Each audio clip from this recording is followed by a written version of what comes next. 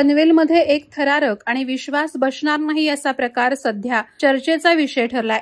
उपजिल्हा रुग्णालयात झालेल्या गोंधळामुळे 2 कुटुंबांमध्ये गैरसमज निर्माण झाला असून या प्रकरणात एका परिवारानं चुकीच्या व्यक्तीवर अंतिम विधी पार पाडल्याची धक्कादायक बाब समोर आली आहे। ही घटना पनवेल उपजिल्हा रुग्णालयात घडली आहे। खारघर परिसरात राहणारे सुशांत मल्लम हे एका खासगी कंपनीत कार्यरत होते। 20 ऑक्टोबर रोजी त्यांनी टोकाचं पाऊल उचललं होतं।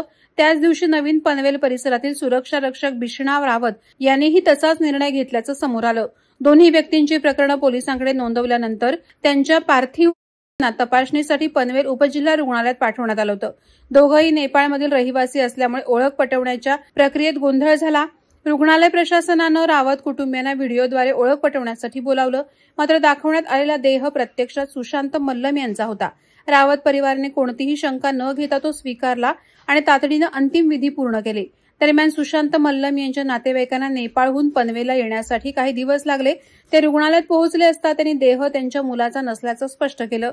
यानंतर रुग्णालयात गोंधळ उडाला आणि चौकशीत अदलाबदल झाल्याचं निष्पन्न झालं। या घटनेमुळे दोन्ही कुटुंबियांमध्ये संभ्रम निर्माण झाला। आरोग्य अधिकारी अशोक गीते यांनी दिलेल्या माहितीनुसार दोन्ही घटना एकाच दिवशी घडल्याने आणि दोघेही नेपाळमधील असल्याने ही चूक घडली।